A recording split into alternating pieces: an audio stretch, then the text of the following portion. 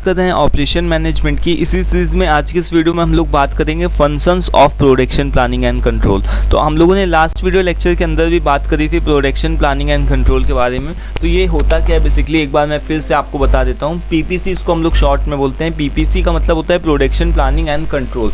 तो हम क्या करते हैं, कस्टमर की डिमांड को समझते हैं, कस्टमर की डिमांड कैसी रहने वाली है, कस्टमर की डिमांड बढ़ेगी या फिर घटेगी, उसकी डिमांड के हिसाब से हम क्या करते हैं, एक प्लान बनाते हैं किस चीज़ का, प्रोडक्शन का, कि कितना प्रोडक्शन होगा, कितना माल तैयार होगा, कितना मैन्युफैक्चरिंग होगी, इन सभी चीज़ों का हम एक तरीके का प्लान बनाते हैं। ठीक है। तो अभी हमने जो प्लान बनाया, ज़रूरी नहीं कि ये जो भी सारी चीज़ें हों, एक्चुअल में जो भी सारी चीज़ें हों, जो हम प्लान बनाते हैं और जो एक्चुअल में सारी चीज़ें होती हैं वो अलग अलग होती है ना। जैसे हम भी अपना बहुत सारे प्लान्स बनाते हैं कि हम ये करेंगे, बट एक्चुअल में कुछ और होता है ना। बट यहाँ पर क्या है कि प्लान बनाने का मतलब क्या होता है, प्लान बनाने से आपका एक रास्ता क्लियर हो जाता है, वे क्लियर हो जाता है। तो यहाँ पर आपको सबसे पहले क्या करना रहता है, प्लान बनाना रहता ना, सबसे पहले आपको प्लान बनाना रहता है। बट अगर जो एक्चुअल में चीज़ें होती है तो ज़रूरी नहीं कि वो same to same as it is आपके प्लान के अकॉर्डिंग हो, उसमें कहीं ना कहीं थोड़ा बहुत वेरिएशन आ जाता है ना। तो उसके हिसाब से क्या करते हो आप, उसको उन सभी चीज़ों को आप कंट्रोल करते हो, और उन सभी चीज़ों को जो आपने प्लान बनाया, जो आपने टारगेट फिक्स किया है और जो एक्चुअल में परफॉर्मेंस हो रही है, वो दोनों चीज़ें मैच होनी चाहिए। तो इसको क्या हम बोलते हैं, कंट्रोलिंग करना। तो प्रोडक्शन प्लानिंग एंड कंट्रोलिंग में हम क्या करते हैं, कस्टमर की डिमांड के हिसाब से प्लान बनाते हैं और देन उस प्लान को मेंटेन रखने के लिए उसमें कोई वेरिएशन ना है, इस वजह से हम उसको कंट्रोल करते हैं। तो ये होता है basic production planning and control के बारे में। लास्ट वीडियो आप देख लोगे तो आपको अच्छे से समझ में आ जाएगी। इन सभी चीज़ों को हम लोगों ने डिस्कस किया था। बट आज के इस वीडियो में दोस्तों हम लोग functions of production planning and control को डिस्कस करेंगे। तो ये थोड़ा सा लंबा भी टॉपिक है, क्योंकि लॉन्ग टॉपिक है, क्योंकि इसमें हम लोग 6 यहाँ पर मेनली पॉइंट्स दिए गए हैं कि कौन कौन से टाइप के होते हैं। तो एक routing, scheduling and loading, then आपका डिस्पैचिंग, इंस्पेक्शन एंड प्रोसेसिंग। तो ये 6 टाइप्स हैं। इन सभी जो चीज़ों को हम लोग थोड़ा सा डिटेल से समझेंगे, जिससे कि जो भी क्वेश्चंस वगैरह आते हैं तो वो आपके क्लियर हो जाएं। तो यहाँ पर देखो कि यहाँ पर इस तरीके से आपसे पूछा जाएगा कि फंक्शंस बताओ प्रोडक्शन प्लानिंग एंड कंट्रोल के। तो यहाँ पर मेनली 2 फंक्शन होते हैं। कौन कौन से फंक्शन होते हैं, एक प्लानिंग के अकॉर्डिंग फंक्शन होता है, एक कंट्रोल के अकॉर्डिंग फंक्शन होता है। प्लानिंग की अगर बात करें तो प्रोडक्शन प्लानिंग का फंक्शंस अलग होते हैं, 3 होते हैं, और प्रोडक्शन कंट्रोल के फंक्शंस 3 अलग होते हैं। देखो प्लानिंग के फंक्शंस में क्या आता है, routing, scheduling and loading. Then production control के फंक्शंस में क्या आता है, डिस्पैच करना, इंस्पेक्शन करना एंड प्रोसेसिंग करना। तो सबसे पहले हम लोग इन तीनों को पढ़ते हैं, रूटिंग, शेड्यूलिंग एंड लोडिंग को। तो सबसे पहले आ जाओ यहाँ पर रूटिंग को। रूटिंग एक्चुअल में क्या होती है दोस्तों, रूटिंग का मतलब क्या होता है, एक तरीके का रास्ता तैयार करना, यानी कि कौन से प्रोसेस के बाद में कौन सा प्रोसेस होगा, फिर उसके बाद क्या प्रोसेस होगा, इन सभी चीज़ों का एक तरीके का रूट तैयार करना। जैसे आप देखते होगे ना, फिल्म वगैरह में भी देखते होगे, या फिर टीवी, या फिर आप अपने यूट्यूब वगैरह में भी सर्च कर सकते हो कि मैन्युफैक्चरिंग लाइंस में किस तरीके से काम किया जाता है। अलग अलग क्या बनाए जाते हैं, वर्क स्टेशंस बनाए जाते हैं, अलग अलग वर्क स्टेशंस बनाए जाते हैं, और वहाँ पर कोई ना कोई अलग सा टास्क असाइन किया होता है, और वर्कर को वही टास्क को क्या करना रहता है, परफॉर्म करना रहता है। जैसे आप देखते होगे जो बड़ी बड़ी कंपनियां होती हैं, उसमें क्या होता है, जो भी एक मान लो कि कोई भी पैकेजिंग हो रही है, किसी भी चीज़ की पैकेजिंग हो रही है, तो एक व्यक्ति क्या करता है, उसको जो भी उसमें आइटम है, जो भी इंग्रेडिएंट है, उसको वो भरता है एक आदमी, दूसरा क्या करता है, उसको उसके ढक्कन को पैक करता है, तीसरा क्या करता है, उसमें लेबल लगाता है। इस तरीके से यानी कि हर एक व्यक्ति का, हर एक मैन पावर का जो भी वर्कर होता है, उसका अलग अलग वर्क स्टेशन होता है और टास्क असाइन रहता है, और जो पार्ट होता है, जो भी प्रोडक्ट होता है, वो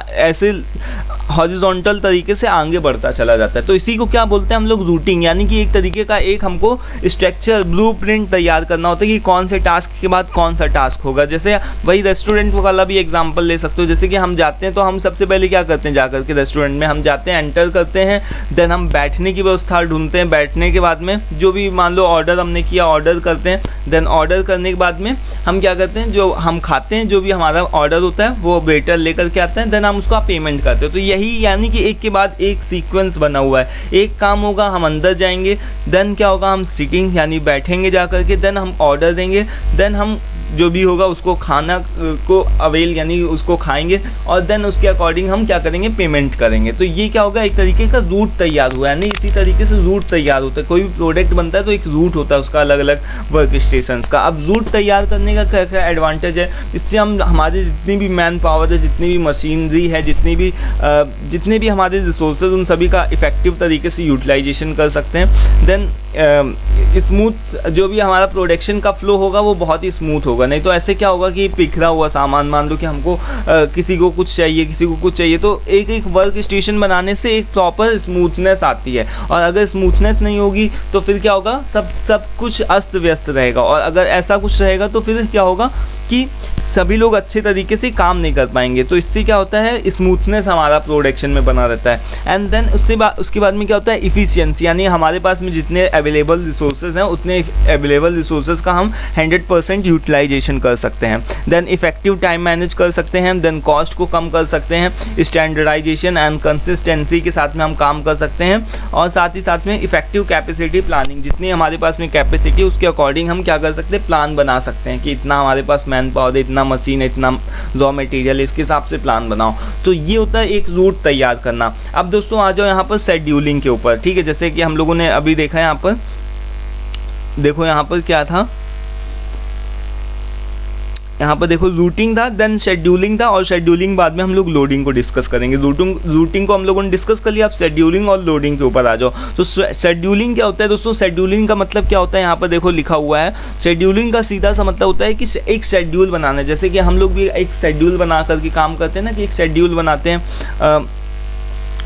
तो कौन से दिन क्या काम करेंगे, कौन से घंटे में क्या काम करेंगे। तो एक शेड्यूल, प्रॉपर शेड्यूल बनाते कि एग्जामिनेशन आने वाले एक शेड्यूल बना लो। तो यानी कि एक टाइम को डिफाइन करते कि इतने समय के अंदर ये काम हो जाना चाहिए, इतने समय के अंदर ये काम हो जाना चाहिए। तो यही क्या होता है शेड्यूलिंग। यानी कि शेड्यूलिंग में हम क्या करते हैं कि जो भी हम देखते हैं कि यानी कि refers to the process of determining sequence, यानी एक सीक्वेंस को डिफाइन करते हैं कि कौन से टास्क के बाद में क्या काम होगा। और एक प्रॉपर टाइम को भी यहाँ पर डिफाइन करते हैं यहाँ पर, एंड टाइमिंग ऑफ ऑपरेशंस, यानी कि कौन से समय के कौन सा काम कितनी देर में कंप्लीट हो जाना चाहिए। ये सभी चीज़ें बहुत ही मैटर करती है, जिससे कि हम अपने कस्टमर की डिमांड को टाइम पर पूरा कर सके। तो शेड्यूलिंग का सिंपल सा यही मतलब है कि टाइम पर पूरा करना कस्टमर डिमांड के अकॉर्डिंग। इससे हम क्या कर सकते हैं, अपने जो भी रिसोर्सेज उनका अच्छे से यूटिलाइजेशन कर सकते हैं, टाइमली डिलीवरी कर सकते हैं। इससे हमारा कस्टमर क्या होता है, सेटिस्फाई होता है।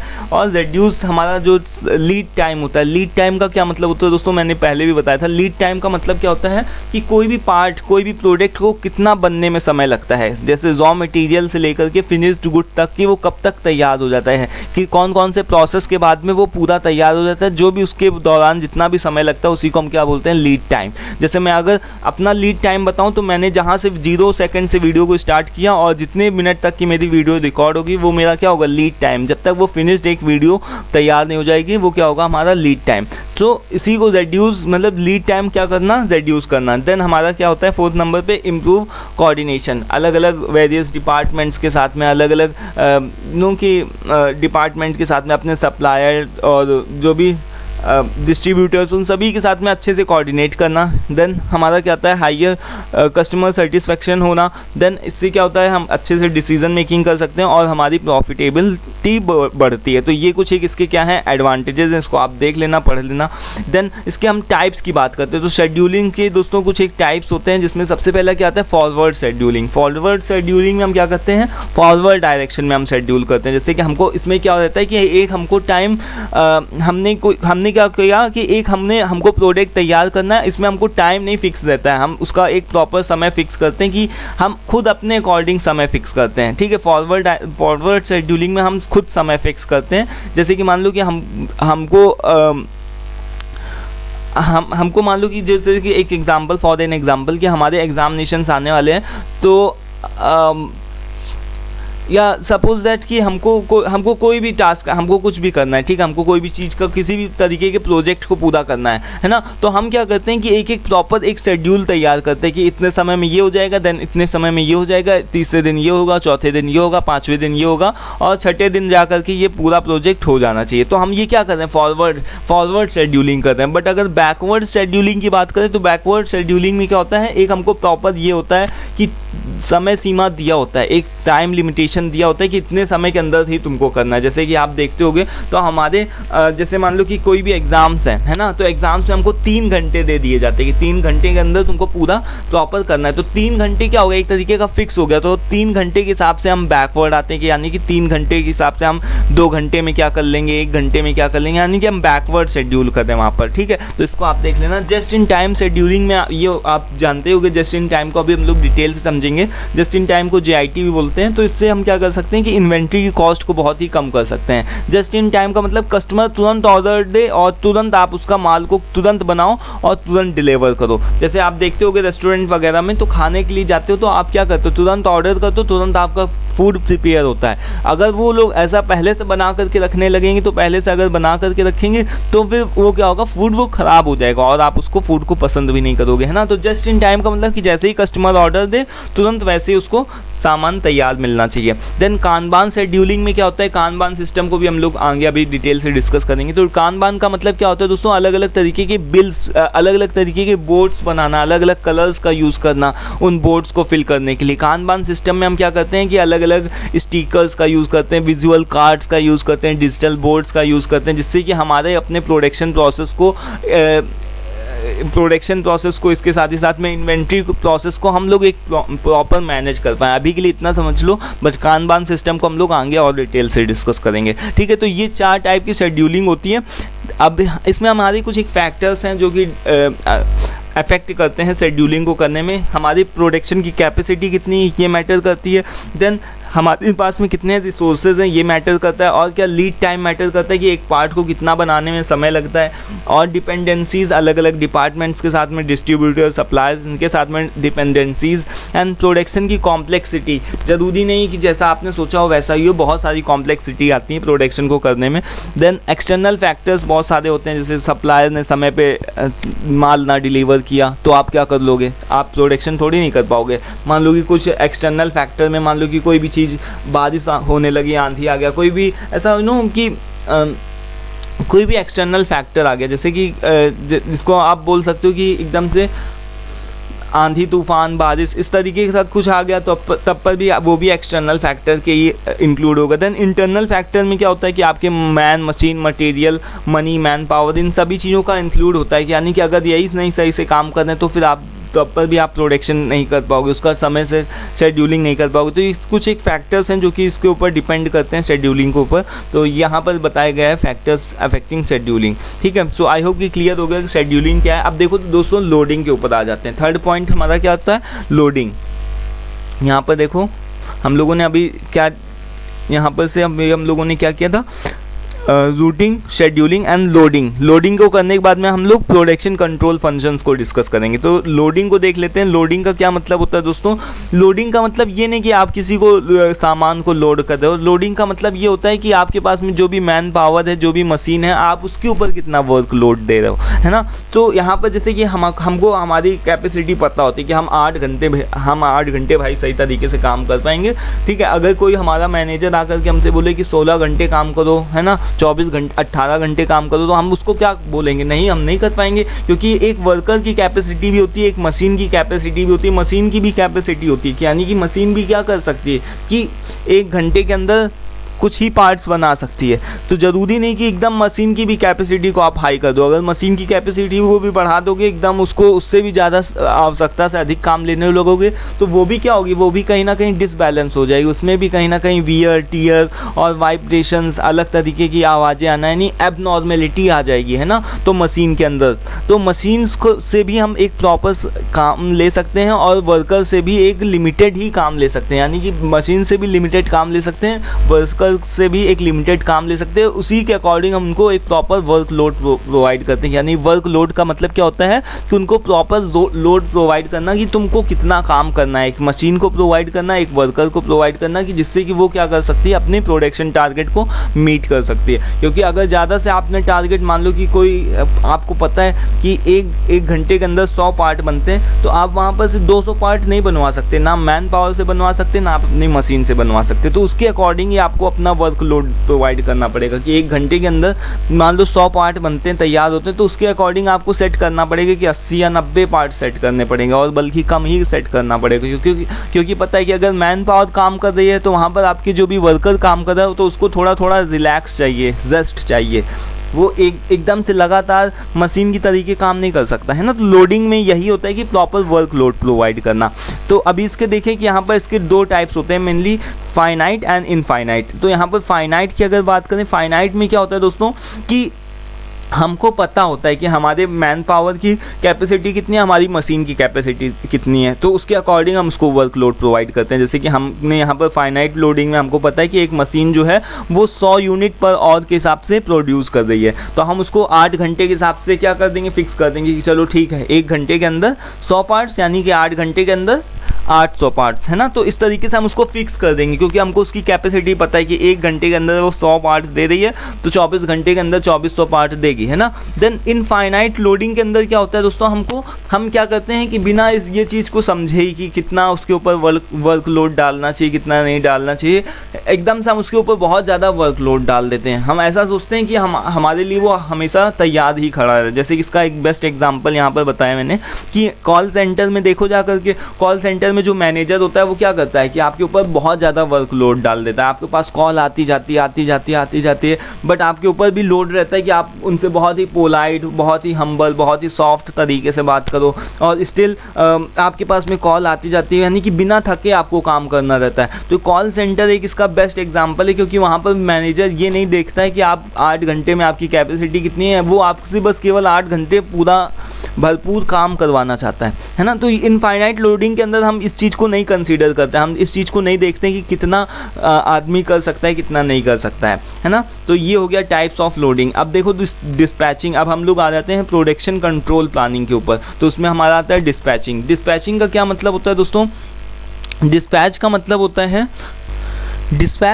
होता है भेजना, यानी कि किसी चीज़ को क्या करना, सेंड करना या फिर डिलीवर करना या फिर प्रॉपर टास्क असाइन करना लोगों को। तो यहाँ पर यही चीज़ बताई गई है कि जो पीपीसी डिपार्टमेंट होता है, यानी प्रोडक्शन प्लानिंग एंड कंट्रोल जो डिपार्टमेंट होता है, वो किसके लिए रिस्पॉन्सिबल होता है, वो प्रॉपर क्या करता है, असाइन करता है लोगों को, टास्क को असाइन करता है कि प्रोडक्शन डिपार्टमेंट क्या काम करेगा, क्वालिटी डिपार्टमेंट क्या काम करेगा, तो जिससे कि वो क्या कर सके, एक डिस्पैचिंग कर सके। डिस्पैचिंग का मतलब कि एक प्रॉपर उसको सही तरीके से क्वालिटी के साथ में जो भी प्रोडक्ट हो उनको सेंड डिलीवर कर सके कस्टमर तक का, है ना। तो यहाँ पर डिस्पैचिंग का मतलब क्या होता है कि एक प्रॉपर टास्क को असाइन करना इस अपने अलग से मशीन्स को, कि कौन सी मशीन कितना काम कर सकती, कितना मशीन काम करेगी, अलग डिपार्टमेंट्स को काम करना कि कौन सा डिपार्टमेंट क्या काम करेगा, और इंडिविजुअल्स लोगों को काम प्रोवाइड करना कि तुम ये करोगे, तुम ये करोगे, ठीक है। तो इसका एग्जाम्पल भी यहाँ पर दिया गया है कि व्हेन अ प्रोडक्शन मैनेजर, जब प्रोडक्शन मैनेजर जो होता है वो असाइन करता है कि बैच ऑफ प्रोडक्ट्स, यानी कि कौन सी शिफ्ट में कौन